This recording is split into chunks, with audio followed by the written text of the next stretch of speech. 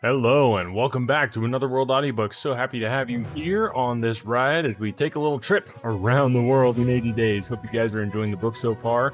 We are just getting into it, so make sure that you stay tuned, stay subscribed to the podcast because it just gets better from here. So we're going to be jumping into the next two chapters here today.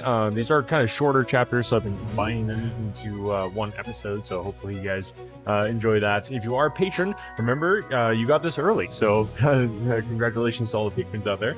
If you want to support the show and help me to be able to bring you more episodes, longer episodes, and more frequent episodes, you got to sign up to become a patron. Go to anotherworldaudiobooks.com. There's a button that says Patron Perks, I believe. And there are some perks. There are some major perks. If you sign up to be a patron, you get all kinds of awesome bonuses and free audiobooks, and you get episodes early and all kinds of awesome stuff. So the other big thing is patrons actually get lent my ear, I guess would be the way to say it, for priority suggestions when it comes to what audiobooks next. So if you have any specific audiobooks you want to hear on the podcast, becoming a patron will help you make sure that those get preferential treatment, so to speak. So thank you for everyone who does support the show as a patron. But if you can't support the show as a patron, I totally understand. No worries. I'll continue creating awesome audiobooks. It might not be quite as long of episodes as I would like them to be, but they will still keep coming. All that I ask is that you share it with other people, tell people that you know about the podcast and spread the word. So without further ado, let's jump into the next couple chapters of Around the World in 80 Days. Chapter 3, in which a conversation takes place which seems likely to cost Phileas Fogg dear.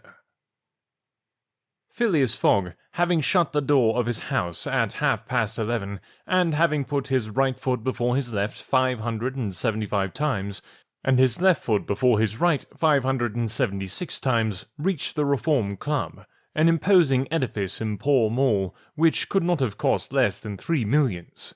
He repaired at once to the dining room, the 9 windows of which open upon a tasteful garden, where the trees were already gilded with an autumn colouring, and took his place at the habitual table, the cover of which had already been laid for him. His breakfast consisted of a side dish, a broiled fish with reading sauce, a scarlet slice of roast beef garnished with mushrooms, a rhubarb and gooseberry tart, and a morsel of Cheshire cheese, the whole being washed down with several cups of tea, for which the Reform is famous. He rose at 1:13 and directed his steps toward the large hall, a sumptuous apartment adorned with lavishly framed paintings. A flunkey handed him an uncut Times, which he proceeded to cut with a skill which betrayed familiarity with this delicate operation. The perusal of this paper absorbed Phileas Fogg until 4:15, whilst the Standard, his next task, occupied him till the dinner hour. Dinner passed as breakfast had done, and Mr. Fogg reappeared in the reading-room and sat down to the Pall Mall at 6:20. Half an hour later, several members of the Reform came in and drew up to the fireplace, where a coal fire was steadily burning. They were Mr. Fogg's usual partners at whist: Andrew Stewart, an engineer; John Sullivan and Samuel Follington, bankers; Thomas Flanagan, a brewer; and Gautier Ralph, one of the directors of the Bank of England, all rich and highly respectable personages, even in a club which comprises the princes of English trade and finance. "Well, Ralph," said Thomas Flanagan, "what about that robbery?" "Oh," replied Stewart, "the bank will lose the money." "On the contrary," broke in Ralph, "I hope we may put our hands on the robber. Skilful detectives have been sent to all the principal ports of America and the continent, and he'll be a clever fellow if he slips through their fingers." "But have you got the robber's description?" asked Stewart. "In the first place, he is no robber at all," returned Ralph positively. "What, a fellow who makes off with £55,000, no robber?" "No." "Perhaps he's a manufacturer, then." "The Daily Telegraph says that he is a gentleman." It was Phileas Fogg, whose head now emerged from behind his newspapers, who made this remark. He bowed to his friends and entered into the conversation. The affair which formed its subject, and which was town talk, had occurred 3 days before at the Bank of England. A package of banknotes, to the value of £55,000, had been taken from the principal cashier's table, that functionary being at the moment engaged in registering a receipt of 3 shillings and 6 pence. Of course, he could not have his eyes everywhere. Let it be observed that the Bank of England reposes a touching confidence in the honesty of the public. There are neither guards nor gratings to protect its treasures. Gold, silver, banknotes are freely exposed at the mercy of the first comer.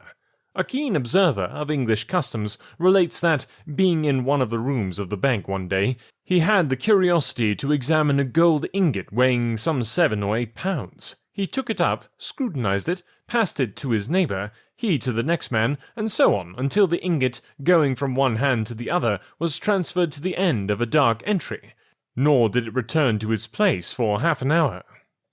Meanwhile, the cashier had not so much as raised his head, but in the present instance things had not gone so smoothly. The package of notes not being found when 5 o'clock sounded from the ponderous clock in the drawing office, the amount was passed to the account of profit and loss.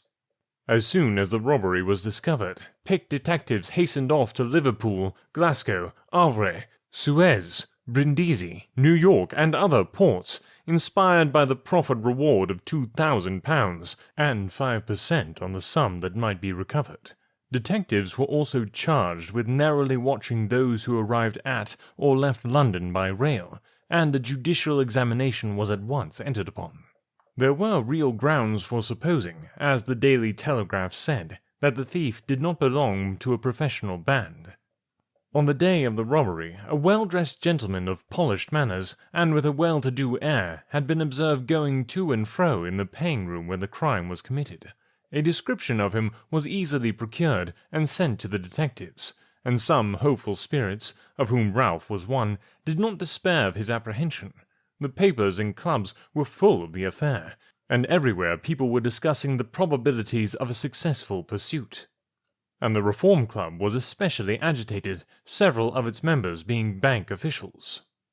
Ralph would not concede that the work of the detectives was likely to be in vain, for he thought that the prize offered would greatly stimulate their zeal and activity.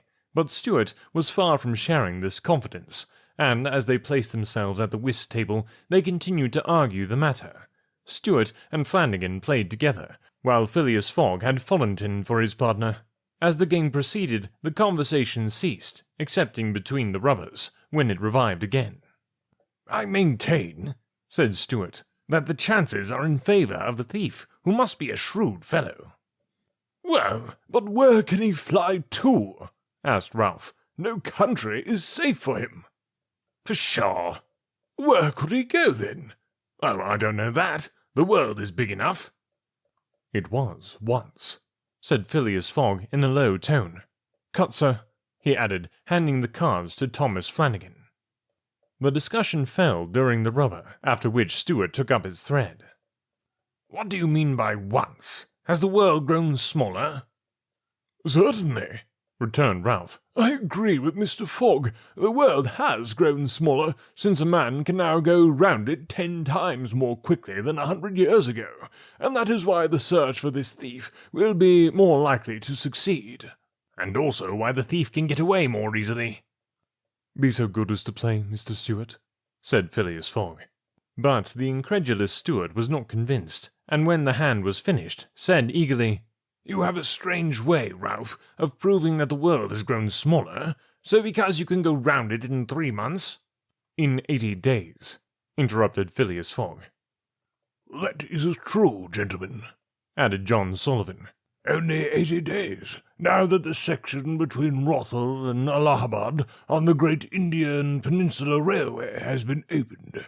Here is the estimate made by the Daily Telegraph. From London to Suez, via Mont-Cenis and Brindisi, by rail and steamboats. 7 days from Suez to Bombay, by steamer.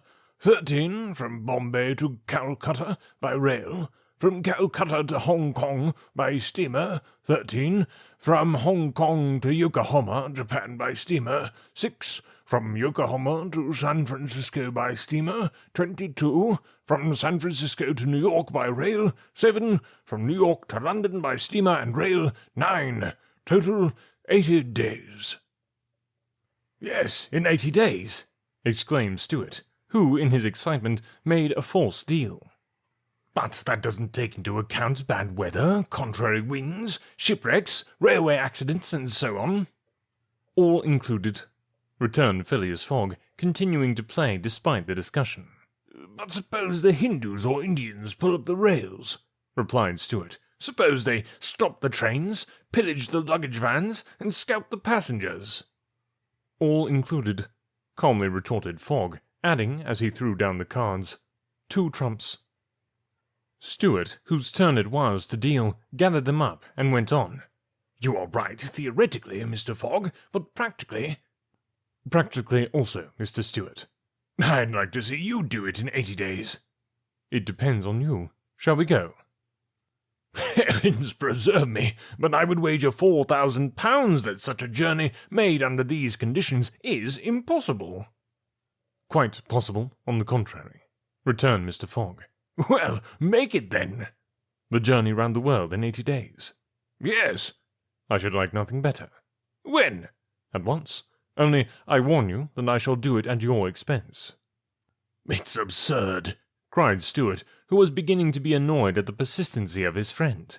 "Come, let's go on with the game." "Deal over again, then," said Phileas Fogg. "There's a false deal." Stuart took up the pack with a feverish hand, then suddenly put them down again. "Well, Mr. Fogg," said he, "it shall be so. I will wager the 4,000 on it." "Calm yourself, my dear Stuart," said Follington. "It's only a joke." "Well, I say I'll wager," returned Stuart. "I mean it." "All right," said Mr. Fogg, and turning to the others, he continued, "I have a deposit of 20,000 at Barings, which I will willingly risk upon it." £20,000? cried Sullivan. £20,000 which you would lose by a single accidental delay. "The unforeseen does not exist," quietly replied Phileas Fogg. "But, Mr. Fogg, 80 days are only the estimate of the least possible time in which the journey can be made." "A well-used minimum suffices for everything." "But in order not to exceed it, you must jump mathematically from the trains upon the steamers, and from the steamers upon the trains again." "I will jump, mathematically." "You are joking." "A true Englishman doesn't joke when he is talking about so serious a thing as a wager," replied Phileas Fogg solemnly. "I will bet £20,000 against anyone who wishes that I will make the tour of the world in 80 days or less, in 1920 hours or 115,200 minutes. Do you accept?" "We accept," replied Mr. Stuart, Follington, Sullivan, Flanagan, and Ralph, after consulting each other. "Good," said Mr. Fogg. "The train leaves for Dover at 9:15. I will take it." "This very evening?" asked Stuart. "This very evening," returned Phileas Fogg. He took out and consulted a pocket almanac, and added, "As today is Wednesday, the 2nd of October, I shall be due in London in this very room of the Reform Club on Saturday, the 21st of December, at 9:15 p.m., or else the £20,000, now deposited in my name at Barings, will belong to you in fact and in right, gentlemen. Here is a cheque for the amount." A memorandum of the wager was at once drawn up and signed by the 6 parties, during which Phileas Fogg preserved a stoical composure. He certainly did not bet to win, and had only staked at £20,000, half of his fortune, because he foresaw that he might have to expend the other half to carry out this difficult, not to say unattainable, project. As for his antagonists, they seemed much agitated, not so much by the value of their stake, as because they had some scruples about betting under conditions so difficult to their friend. The clock struck 7, and the party offered to suspend the game so that Mr. Fogg might make his preparations for departure. "I am quite ready now," was his tranquil response. "Diamonds are trumps. Be so good as to play, gentlemen." Chapter 4, in which Phileas Fogg astounds Passepartout, his servant. Having won 20 guineas at whist, and taken leave of his friends, Phileas Fogg, at 7:25, left the Reform Club. Passepartout, who had conscientiously studied the programme of his duties, was more than surprised to see his master guilty of the inexactness of appearing at this unaccustomed hour. For, according to rule, he was not due in Savile Row until precisely midnight. Mr. Fogg repaired to his bedroom and called out, "Passepartout!" Passepartout did not reply. It could not be he who was called. It was not the right hour. "Passepartout!" repeated Mr. Fogg, without raising his voice. Passepartout made his appearance. "I've called you twice," observed his master. "But it is not midnight," responded the other, showing his watch. "I know it. I don't blame you. We start for Dover and Calais in 10 minutes. A puzzled grin overspread Passepartout's round face. Clearly he had not comprehended his master. "Monsieur is going to leave home?" "Yes," returned Phileas Fogg. "We are going round the world." Passepartout opened wide his eyes, raised his eyebrows, held up his hands, and seemed about to collapse, so overcome was he with stupefied astonishment. "Round the world?" he murmured. "In 80 days," responded Mr. Fogg, "so we haven't a moment to lose." "But the trunks?" gasped Passepartout, unconsciously swaying his head from right to left. "We'll have no trunks, only a carpet-bag, with 2 shirts and 3 pairs of stockings for me and the same for you. We'll buy our clothes on the way. Bring down my mackintosh and travelling cloak, and some stout shoes, though we shall do little walking. Make haste." Passepartout tried to reply, but could not. He went out, mounted to his own room, fell into a chair, and muttered, "That's good, that is, and I, who wanted to remain quiet." He mechanically set about making the preparations for departure. Around the world in 80 days! Was his master a fool? No. Was this a joke, then? They were going to Dover. Good. To Calais. Good again. After all, Passepartout, who had been away from France for 5 years, would not be sorry to set foot on his native soil again. Perhaps they would go as far as Paris, and it would do his eyes good to see Paris once more. But surely a gentleman so chary of his steps would stop there. No doubt. But, then, it was none the less true that he was going away, this so domestic person hitherto. By 8 o'clock, Passepartout had packed the modest carpet-bag, containing the wardrobes of his master and himself. Then, still troubled in mind, he carefully shut the door of his room, and descended to Mr. Fogg. Mr. Fogg was quite ready. Under his arm might have been observed a red-bound copy of Bradshaw's Continental Railway Steam Transit and General Guide, with its timetables showing the arrival and departure of steamers and railways. He took the carpet-bag, opened it, and slipped into it a goodly roll of Bank of England notes, which would pass wherever he might go. "You have forgotten nothing?" asked he. "Nothing, monsieur." "My mackintosh and cloak?" "Here they are." "Good. Take this carpet-bag," handing it to Passepartout. "Take good care of it, for there are 20,000 pounds in it." Passepartout nearly dropped the bag, as if the 20,000 pounds were in gold, and weighed him down. Master and man then descended. The street door was double-locked, and at the end of Savile Row they took a cab and drove rapidly to Charing Cross. The cab stopped before the railway station at 20 minutes past 8. Passepartout jumped off the box and followed his master, who, after paying the cabman, was about to enter the station, when a poor beggar-woman, with a child in her arms, her naked feet smeared with mud, her head covered with a wretched bonnet, from which hung a tattered feather, and her shoulders shrouded in a ragged shawl, approached and mournfully asked for alms. Mr. Fogg took out the 20 guineas he had just won at whist, and handed them to the beggar, saying, "Here, my good woman, I'm glad that I met you," and passed on. Passepartout had a moist sensation about the eyes. His master's action touched his susceptible heart. 2 first-class tickets for Paris having been speedily purchased, Mr. Fogg was crossing the station to the train when he perceived his 5 friends of the Reform. "Well, gentlemen," said he, "I'm off, you see, and if you will examine my passport when I get back, you will be able to judge whether I have accomplished the journey agreed upon." "That would be quite unnecessary, Mr. Fogg," said Ralph politely. "We will trust your word as a gentleman of honour." "You do not forget when you are due in London again?" asked Stewart. In 80 days, on Saturday, the 21st of December, 1872, at 9:15 p.m. Goodbye, gentlemen." Phileas Fogg and his servant seated themselves in a first-class carriage at 20 minutes before 9. 5 minutes later, the whistle screamed, and the train slowly glided out of the station. The night was dark, and a fine, steady rain was falling. Phileas Fogg, snugly ensconced in his corner, did not open his lips. Passepartout, not yet recovered from his stupefaction, clung mechanically to the carpet-bag with its enormous treasure. Just as the train was whirling through Sydenham, Passepartout suddenly uttered a cry of despair. "What's the matter?" asked Mr. Fogg. "Alas, in my hurry, I forgot." "What?" "To turn off the gas in my room." "Very well, young man," returned Mr. Fogg coolly. "It will burn at your expense."